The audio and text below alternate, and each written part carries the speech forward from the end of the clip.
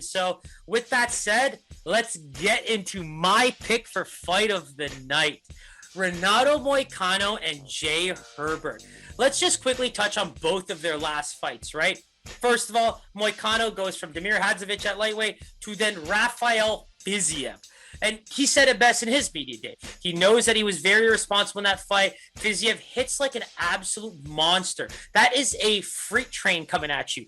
And he decided to just let those disciplines go and just stand and bang with a powerful fighter like Fiziev. He could have been smarter, stayed at a distance, maybe get him tired, use some leg kicks, maybe get it to the ground. Who knows? I think that playing Fiziev's game plan was all that he did wrong there, and there may have been opportunities for him to find ways to win later in the fight. You could even see with when he was knocked down, he was trying to tell the referee that he could have kept going, but then even on the announcers, despite not being able to see it on screen, you can hear that he pretty much had trouble getting up, even stumbled a little bit as he was getting to his feet. But before that, the first debut fight at lightweight with Damir Hadzovic, who we talked about as the first fight on the card against Yancey, such a great showing, so dominant. I mean, it's so funny to watch a guy just be so wholesome and so cute in his media day, but to be such a killer in the octagon.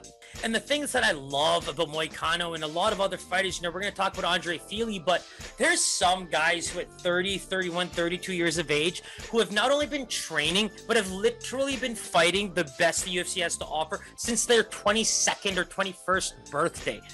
The level of competition that the UFC is going to see in the next 3 to 4 years is going to be absolutely insane.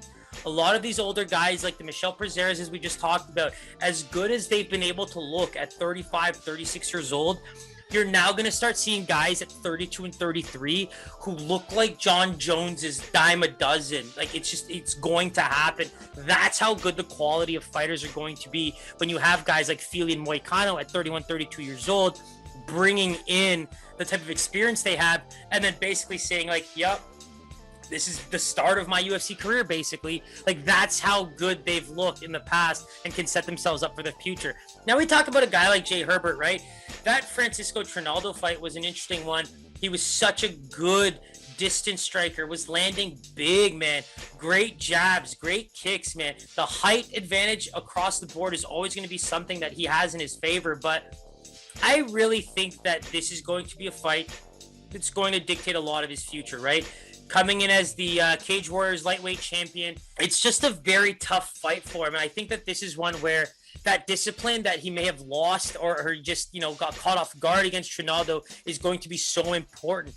The jabs and the kicks are going to be what help him stay out of Moicano's range for either clinch work or boxing. I think that the kicks are the way to go.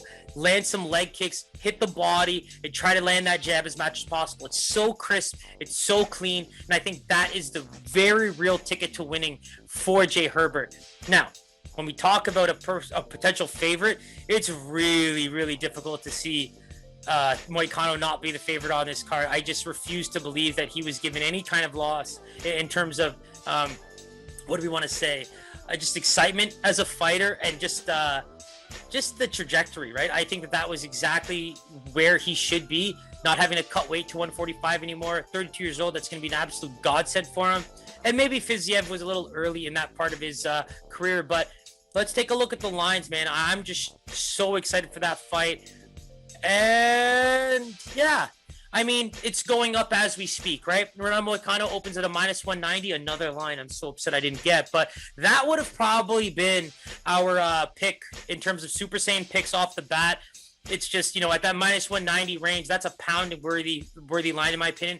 I think Jai Herbert has a long UFC career in front of him. It's just the Renato Moicanos and the Francisco Trinaldos of the world should not be your first real, stint in the UFC. And so Jai Herbert opened as a +165. Now he's hitting that +200 range, and I can see this moving up if it has to, because Moicano might even start seeing some real good money coming in, even at that -235. Most places already have it as -250. So, parlay piece for some, but at the end of the day, that's probably the fight of the night, other than the next three.